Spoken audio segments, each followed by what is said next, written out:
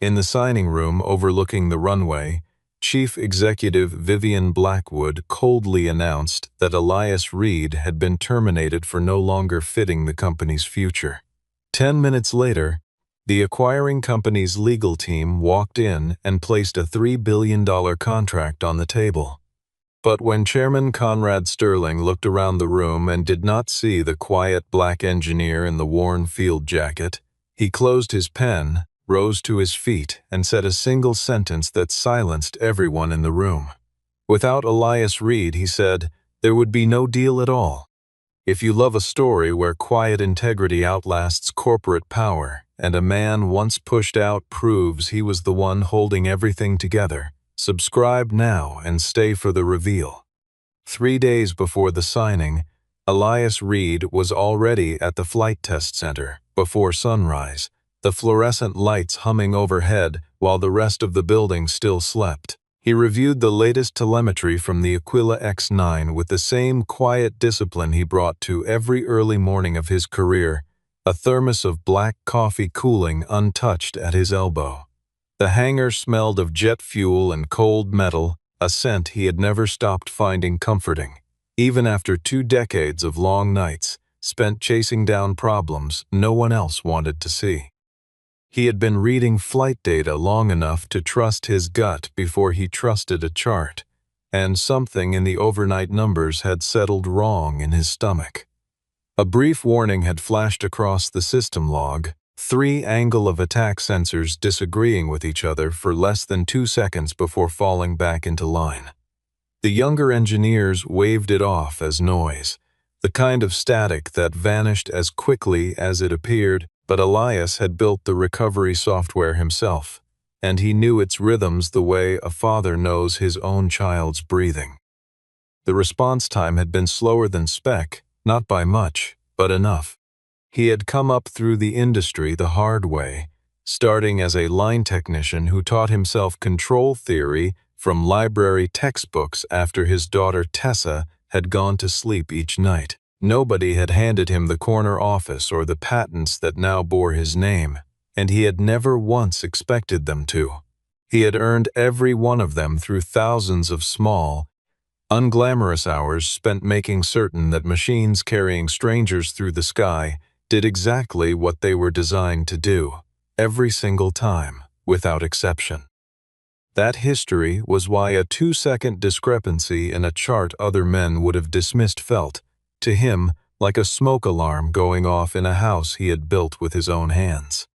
Maren Cole, the lead test pilot, confirmed something she had felt but not reported, a strange heaviness in the controls during a high-altitude run the week before. Nolan Voss, the chief operating officer, told them both to leave it out of the formal report, because the deal was only days away, and a flagged anomaly would spook the buyers. Elias refused to sign the design completion statement. He asked for the demonstration flight to be postponed and for the sensor cluster to be tested independently before anyone touched the controls again. Nolan mocked him in front of the leadership team, calling him an old-school engineer who did not understand what a $3 billion acquisition actually meant to the people in that building. Vivienne summoned Elias to her office that same afternoon, a corner suite on the top floor with glass walls that looked out over the same runway where the Aquila X9 sat waiting under floodlights. She told him the company employed hundreds of qualified engineers and could not allow one man to hold the future of thousands of employees hostage over a 2-second flicker. Elias answered her without raising his voice, saying that an airplane did not care whether the stock price was climbing or falling, and that if a system was not proven safe, it did not leave the ground, no matter how many people were waiting to celebrate. Vivian studied him for a long moment, searching for the leverage she assumed every man eventually revealed, a hidden ask, a resentment, a price he had not yet named. She had built her entire career around reading people quickly, sorting them into categories she understood, and Elias refused to fit into any of them. There was no anger in his voice, no desperation, only the calm, immovable certainty of a man who had already decided what he would and would not do, long before he walked into her office.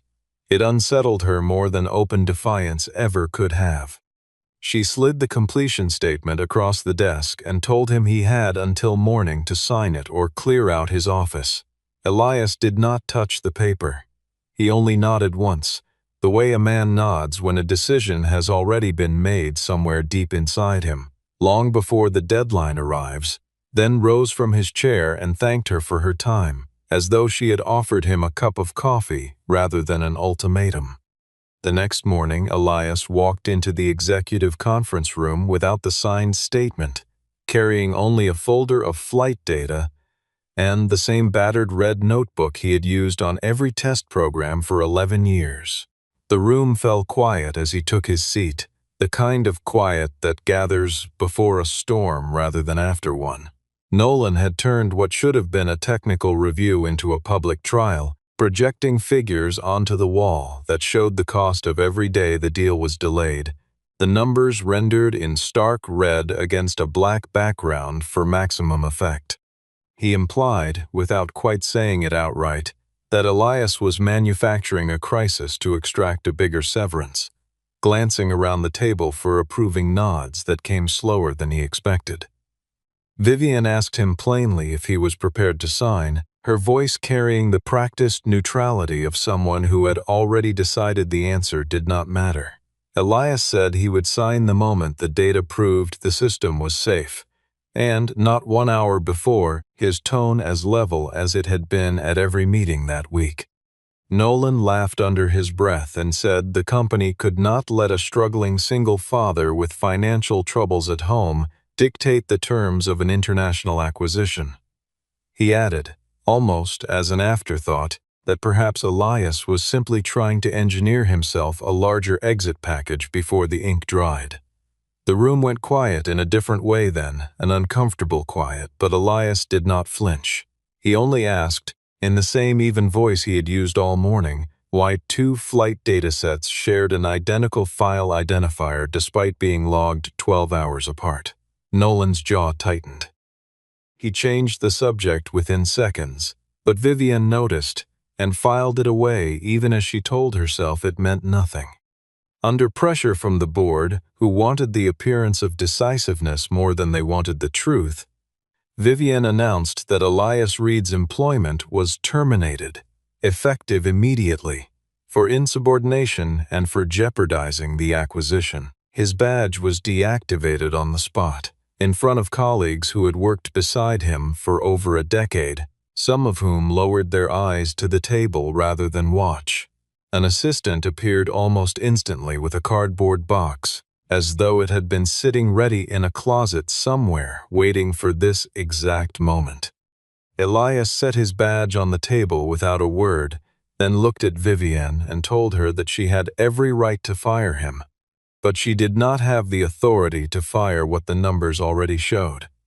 His voice carried no bitterness, only a kind of tired clarity, the tone of a man who had seen this particular story play out before in other rooms at other companies, with other executives who mistook silence for solved problems. He gathered his notebook and the folder of flight data, leaving behind 2 decades of commendations and photographs he did not bother to collect from the wall.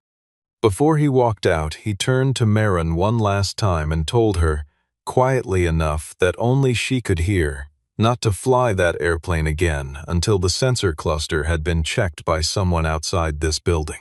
Maren nodded, her throat tight, unable to find words adequate to the moment, and watched him disappear down the hallway past engineers who had learned everything they knew about flight safety from the very man they were now too afraid to defend out loud.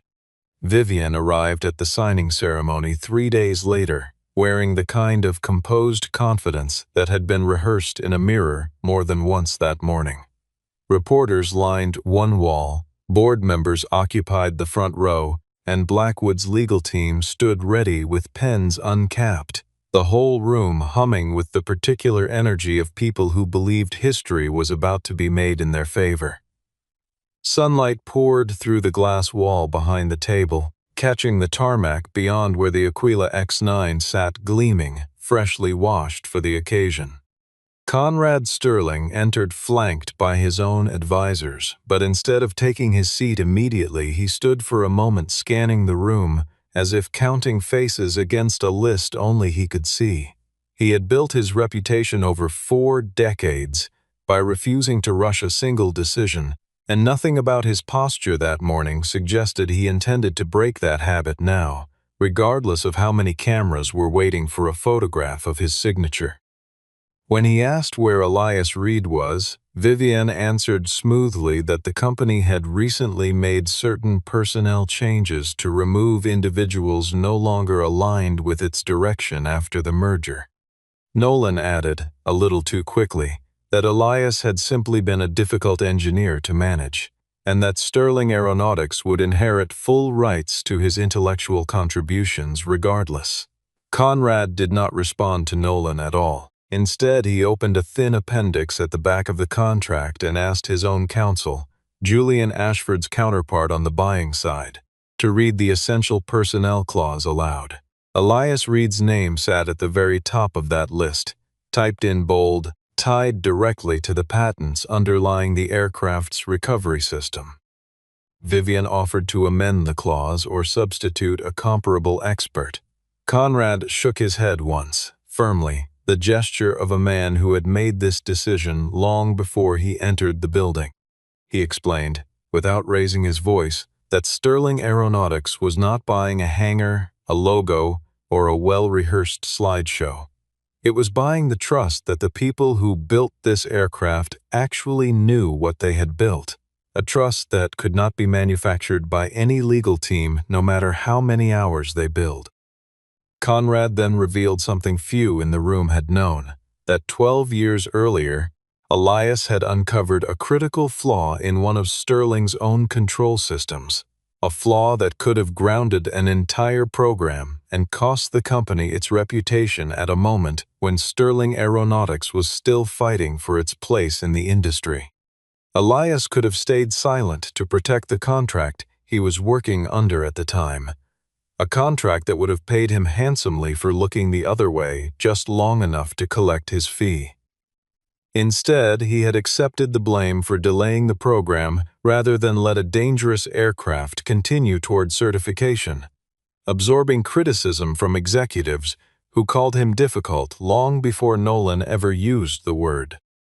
Conrad had never forgotten it, and he told the room now that a man who would sacrifice his own reputation once to protect strangers he would never meet was not a man whose absence should be treated as a minor scheduling inconvenience. He capped his pen and stated plainly that he would not sign unless Elias personally confirmed the Aquila X9 was safe and agreed, of his own free will, to remain on the program.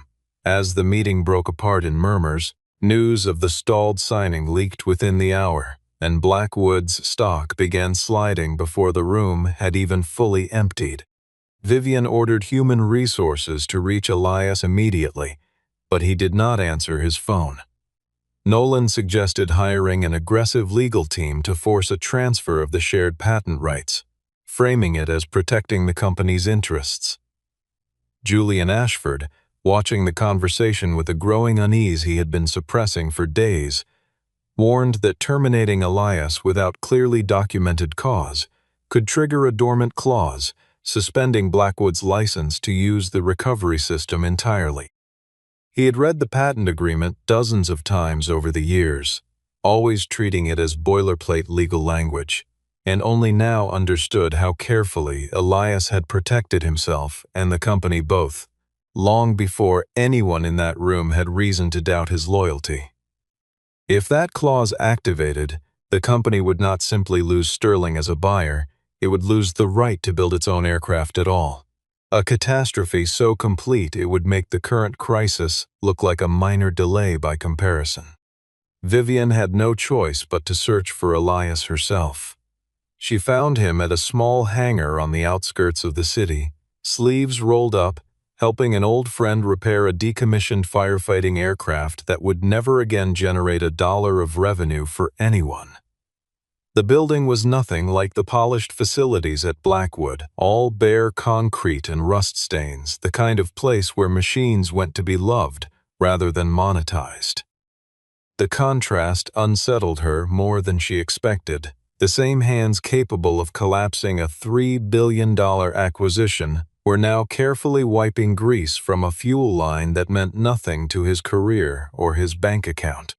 She stood at the hangar entrance for a moment before he noticed her, watching him work with an ease she had never once seen in a boardroom, and something in her chest tightened uncomfortably at the sight of it. This was a man who had never needed the title or the office to know what he was worth. She offered reinstatement, a raise, even equity, still speaking the only language she fully trusted, the language of negotiation, because it was the only currency she had ever known how to spend. Elias declined all of it, because every offer she made still treated the situation as a transaction rather than a reckoning. He wiped his hands on a rag hanging from his belt loop and looked at her directly, telling her that money had never been the problem and never would be. He laid out 3 conditions instead: an independent investigation into the flight data, an immediate halt to any further demonstration flights, and protection for every engineer who had already tried to raise concerns and been silenced, especially the younger ones who had far more to lose than he did. Vivian said she could not agree to that without admitting to the entire board that she had personally fired the one person who had been telling the truth. Elias told her, without malice, that this was exactly why Conrad Sterling had not signed. As she turned to leave, Elias received a message from Marin warning that the demonstration flight was still scheduled and that the aircraft was already being fueled. Vivian felt her stomach drop when she realized Nolan had issued that order without her knowledge or approval. Vivian and Elias raced back toward the test center together, the earlier hostility between them dissolved by a more immediate fear. Nolan had already invited several Sterling representatives up to the observation deck, convinced that a flawless flight would erase every doubt Conrad had raised at the signing table. He never told Conrad that Elias had explicitly warned against flying the aircraft again, choosing instead to frame the flight as a routine confidence-building exercise for the buyers watching from above. Marin found herself cornered in the pre-flight briefing room, informed that every inspection had supposedly been completed and that refusing to fly now would end the entire program and everyone's job along with it. She glanced at the paperwork Nolan had shoved in front of her, noting the signatures were all his own, none belonging to anyone who had actually touched the sensor cluster in the last 72 hours. She agreed to a short demonstration run, against every instinct telling her not to, while quietly keeping an open line to the ground technicians she trusted most, the same engineers who had worked beside Elias for years and understood exactly what his warning had meant. The Aquila X9 lifted off cleanly, its engines a smooth and confident roar against the pale morning sky, and for a few minutes Nolan allowed himself a small, satisfied smile, telling the assembled board members that Elias had clearly exaggerated a minor glitch out of bitterness. He poured himself a cup of coffee from the cart at the back of the observation deck, already composing in his head the message he would send to the shareholders once the flight concluded without incident. As the aircraft climbed into a colder band of cloud with rising humidity, the temperature outside the fuselage dropping several degrees within seconds, the same 3 sensors began disagreeing again, exactly as Elias had predicted days earlier.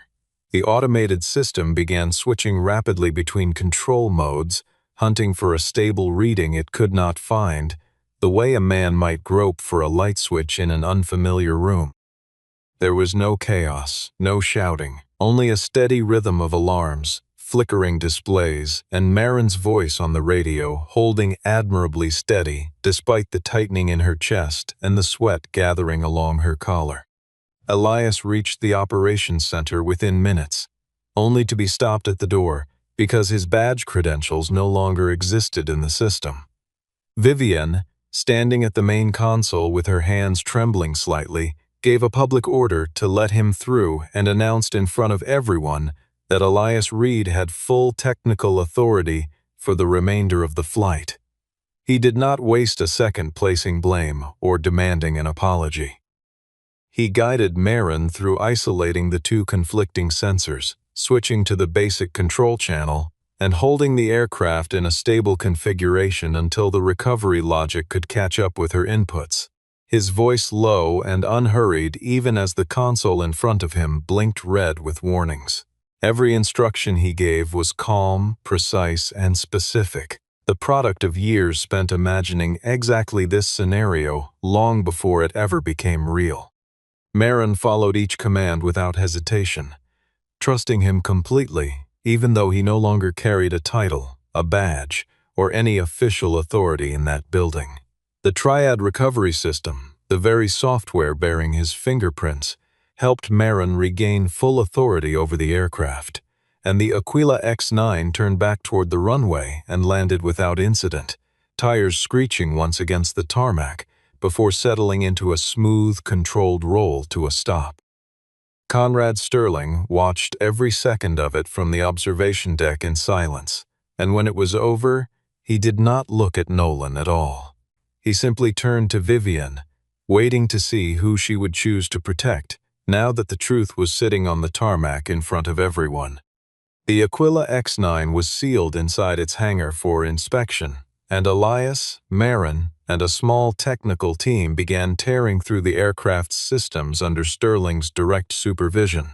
They discovered that a software update had quietly reduced the sensitivity of the sensor warning threshold just before the demonstration flight, specifically to prevent the exact kind of alert that had already appeared once before. The update had been authorized under an account belonging to Nolan's own operations division. Nolan denied it outright, insisting a subordinate must have used his credentials without his knowledge, his voice rising slightly in a way that betrayed more than he intended.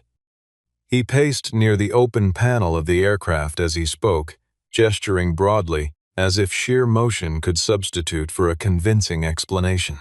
Then he pivoted to blaming Elias for designing a system too complicated for ordinary engineers to safely maintain, an accusation that landed flat in a room full of people who had watched Elias walk Marin through the emergency step by step without a single wasted word. Elias opened his red notebook and produced a handwritten log of every test date, every data file identifier, and every engineer present at each session, records that seemed almost quaint until they matched perfectly against an unalterable backup server neither Nolan nor anyone else could have touched. The notebook's pages were worn soft at the corners, filled with a decade of small, careful handwriting that no software update could ever quietly overwrite. And for the first time in days, Vivienne understood why he had trusted it more than any digital system the company owned. Julian discovered that Nolan had submitted a board report with 6 full pages of warnings quietly removed, along with the contract appendix naming Elias as essential personnel. He stayed up most of the night cross-referencing timestamps, his own career hanging in the balance with every file he opened, knowing that once he shared what he had found there would be no quiet way back from it. Vivienne finally understood how thoroughly she had been maneuvered, but Elias refused to let her hide behind that explanation, telling her plainly that Nolan could only manipulate a truth she had already chosen to ignore in the first place. This was the moment Vivienne could no longer avoid her own reflection in all of it. She had not fired Elias for lack of evidence. She had fired him because his evidence was inconvenient at the worst possible time. The board, eager to salvage what remained of the deal, urged her to place the entire blame on Nolan, quietly reinstate Elias, and push the signing forward as though nothing fundamental had changed. For a brief, exhausted moment, Vivienne nearly agreed, because it was the only path that let her keep the chair she had spent her whole life trying to earn. Then Conrad sent a new message, one that made the board's quiet plan impossible to execute. He did not simply want Elias reinstated. He wanted to hear the truth spoken aloud, in full, in front of the entire board, with no script and no filter. Vivian found Elias back at the hangar and asked him to stand beside her when she addressed the board, handing him a prepared statement that described his termination as a misunderstanding during a period of restructuring. Elias read a few lines, then set the paper down without finishing it, telling her gently that he would not walk into that room simply to help her rename a decision that had been wrong from the beginning. Vivian, her composure finally cracking, reminded him that thousands of jobs depended on this deal moving forward. Elias answered that it was precisely because of those thousands of people that he refused to let the company keep running on comfortable silence.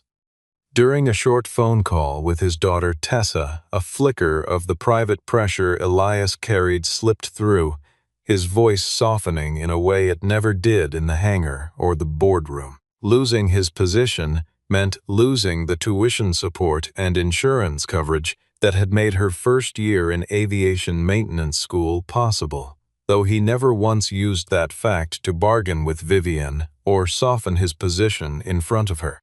He kept his worry carefully out of his voice, the way he had learned to do since Tessa was small, not wanting her to carry weight that belonged to him alone. Tessa told him she did not need him to save an entire corporation on her behalf. Her tone equal parts affection and frustration, the kind only a daughter who had inherited her father's stubbornness could manage. Elias explained that this was never only about the corporation, and that he needed her to understand the difference between giving up something and standing for something, even if the two looked identical from the outside on a hard week. Someday strangers he would never meet, pilots and passengers with no idea his name existed, would climb aboard aircraft built on the systems he had spent his career refining. Vivian overheard the tail end of that conversation without meaning to, standing just outside the doorway with her hand still raised to knock, and for the first time she understood that Elias had never been chasing power at all. She thought of her own father, who had built the company decades earlier on similar convictions before ambition slowly hollowed them out of the boardroom. He had simply been trying to protect people who would never know they owed him anything, a kind of quiet devotion she realized she had spent her entire career mistaking for weakness. Elias eventually agreed to attend the board meeting, but only on the condition that Vivian speak the truth herself without shifting blame onto pressure, the board, or Nolan. She agreed, though something in her expression suggested she understood exactly how much harder that would be than any negotiation she had ever conducted. Before the meeting could even begin, Nolan leaked a distorted story to the press, claiming Elias had deliberately sabotaged the aircraft to extort a larger settlement from the company. The accusations spread within the hour, picked up by outlets eager for a dramatic headline, painting a portrait of Elias that bore no resemblance to the man who had spent a career protecting strangers he would never meet. Several board members immediately demanded the meeting be canceled, and Elias referred to investigators instead, their nerve failing them at the exact moment courage mattered most. Nolan arrived carrying a folder that showed Elias accessing flight control systems shortly before the demonstration flight, convinced this single detail would be enough to turn Conrad against him for good. He had rehearsed his presentation twice in the mirror that morning, certain that a confident enough delivery could bury the truth under the sheer weight of suspicion. The final meeting ended up taking place inside the hangar itself, beside the grounded Aquila X9 with its sensor housing still open and exposed, wiring visible like something laid bare on an operating table. Folding chairs had been brought in and arranged in an uneven circle, a deliberate departure from the polished conference room where Elias had first been dismissed. The image of the aircraft, sitting silent and half disassembled, made the moment feel less like a corporate hearing and more like a public accounting of everything Blackwood had allowed to happen.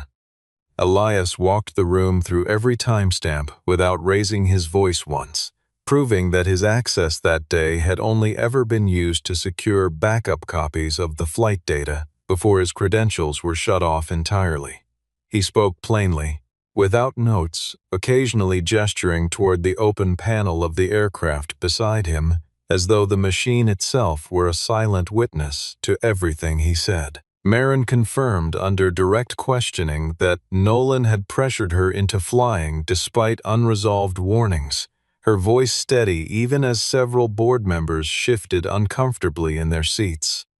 Julian presented the original, unedited safety report that had been quietly stripped down before reaching the board, laying 6 missing pages across the table one at a time so no one could later claim confusion about what had been hidden.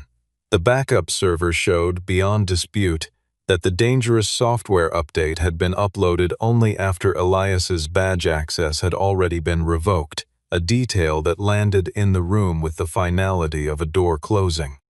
Nolan attempted to leave partway through, gathering his folder as though the meeting had already reached its natural conclusion, but Conrad asked him, in a tone that left no room for argument, to remain until it concluded. There was no shouting, no physical confrontation, only the slow and complete collapse of a man's credibility under the weight of evidence and the silence of colleagues who had once flattered him at every opportunity and now could not meet his eyes.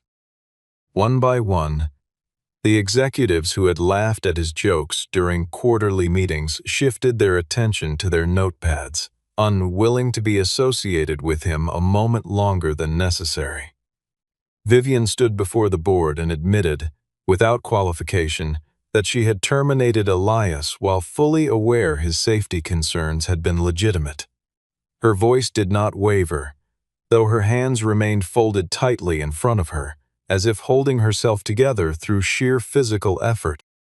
She did not claim she had been deceived, only that she had placed the deal above the principle that should have guided every decision she made, and that the failure belonged to her alone, not to the pressures around her. Several board members exchanged glances, clearly having expected a more careful, lawyer-approved version of an apology, and finding instead something closer to a confession. She announced the immediate cancellation of executive bonuses tied to the acquisition timeline, the suspension of Nolan pending a full investigation, and an independent review of the entire flight program from the ground up, each sentence landing with the weight of a decision she knew she could not take back. Even after Vivienne's admission, Conrad did not reopen the contract. He sat for a moment in silence, letting the weight of her words settle fully over the room before he spoke again. He turned instead to Elias and asked him a single question that hung over the entire room: whether Blackwood was still a company worth saving at all. Every executive who had once treated Elias as an inconvenient technician now waited on his answer as though their futures depended on it, because in that moment they truly did. Some of them could barely meet his eyes, while others watched him with a kind of wary hope they had never once extended to him before.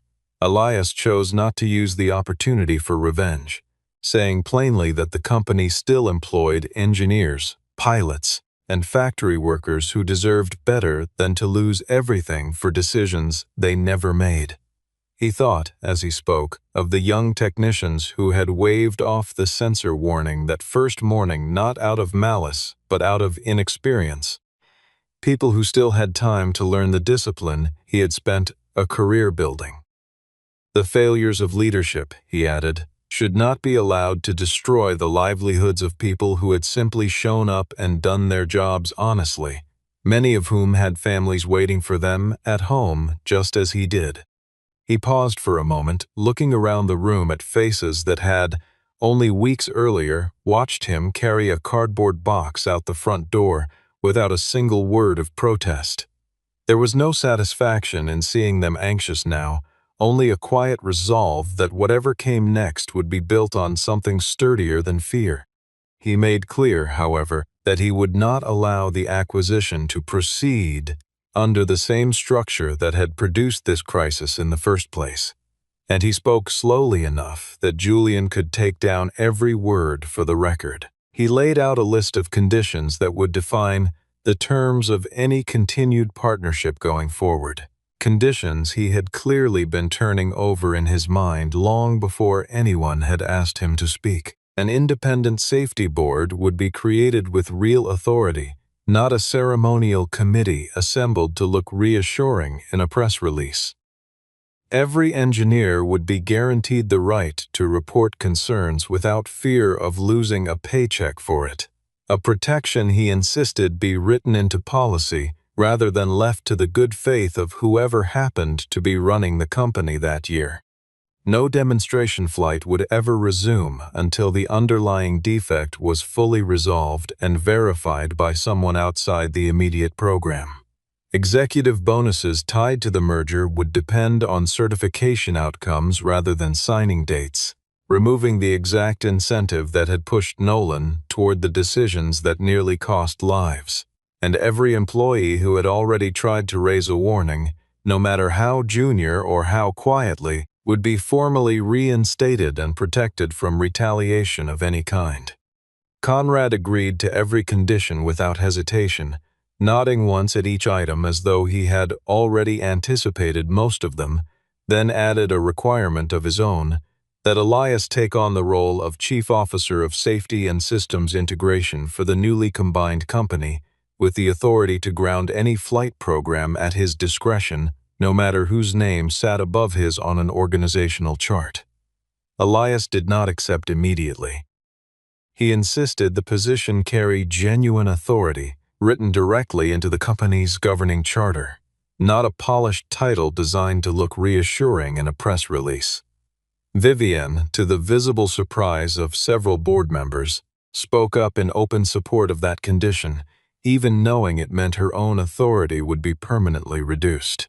Conrad placed a revised contract on the table, but left it unsigned, stating clearly that the acquisition would only be finalized once the Aquila X9 passed an independent verification flight under the new safety protocols. 3 weeks later, the sensor cluster had been fully redesigned and the flight control software restored to its original, uncompromised architecture. Elias refused to allow a single step of the verification process to be shortened, even as the company continued absorbing the financial pressure of the delay, reminding anyone who asked that the whole crisis had started the last time someone decided a shortcut was worth the risk. He spent long nights in the hangar personally reviewing every test result before it was logged, unwilling to sign off on anything he had not verified with his own eyes. Marin flew the final confirmation flight while Vivienne, Conrad, and the full technical team watched from the operations center below, the room quieter than it had been at any point during the entire ordeal. The aircraft deliberately climbed into the same cold, humid conditions that had triggered the original failure, this time with every system performing exactly as intended, each sensor reading holding firm against the very conditions that had once betrayed it. All 3 sensors held steady readings throughout the flight, and the Triad recovery system responded within specification at every stage of the test. The Aquila X9 touched down cleanly to quiet applause from the technical staff, who had spent 3 exhausting weeks rebuilding what had nearly cost them everything.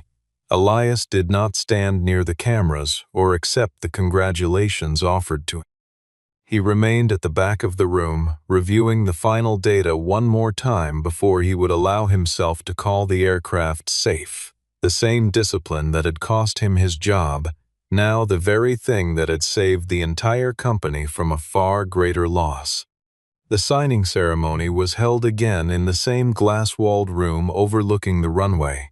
Only this time 3 pens sat waiting on the table instead of 1, and the crowd gathered outside included far more engineers and mechanics than reporters. Conrad signed first, his signature unhurried and deliberate, the way a man signs something he has waited a long time to be certain of. Vivian signed next, then turned and publicly apologized to Elias in front of the entire assembled staff, her voice carrying clearly through the room. without the polish of a prepared statement. She admitted that she had once mistaken quiet compliance for loyalty and honest disagreement for insubordination, a mistake she now understood had nearly cost the company everything it claimed to stand for. She said she hoped, in time, to earn the kind of trust Elias had given to strangers his entire career, though she understood that trust could not be signed into existence the way a contract could. Elias signed the technical certification last, not because anyone pressured him into it, but because the final data had finally earned that signature honestly, and only then did he allow himself the smallest, tired smile of the entire ordeal. Nolan was formally removed from the company and now faced a growing investigation into the falsified safety records he had tried to bury. The story did not linger on whatever punishment eventually found him, choosing instead to focus on the new safeguards designed to ensure no single person could manipulate an entire safety system again. Safeguards written directly into the charter at Elias's insistence. Tessa stopped by the hangar briefly after the signing, glancing up at her father's name freshly listed among the company's senior leadership before teasing him that his old field jacket still did not exactly match his new corner office.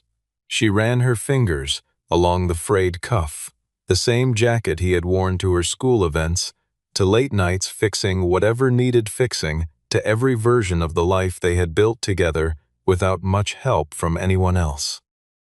Elias told her he had no intention of changing the jacket, adding quietly that it was the company that needed to change, not him, and that some things were worth keeping exactly as they were. In the final scene, the Aquila X9 taxied out toward the runway beneath a pale morning sky, engines humming steadily against the cool air, the same air that had once carried a warning nobody wanted to hear. A light mist still clung to the grass along the tarmac, burning away slowly under the rising sun as the ground crew went about their checks with the unhurried confidence of people who had finally gotten it right. Vivian stood beside Elias, and for the first time she did not issue an order or demand a signature from him, only watched the aircraft with something close to humility. She simply asked whether the aircraft was ready, her question free of any hidden agenda for the first time since he had known her. Elias looked once more at the data scrolling across his tablet, then at the technical crew standing quietly behind him, people who had earned the right to be proud of what they had built together. He answered in the same steady voice he had used from the very beginning, the voice that had never once wavered, no matter how many rooms had tried to silence it. "Now," he said quietly, "it is finally ready."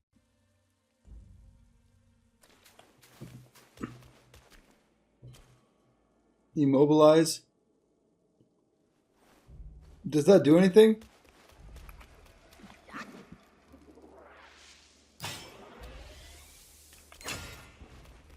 You challenge me without even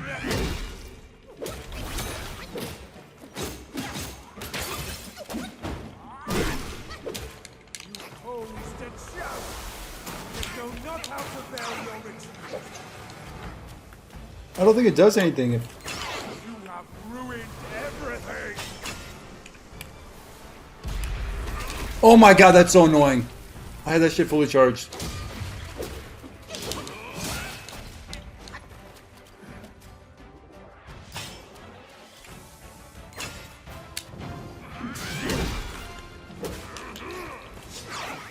An eye for an eye right there.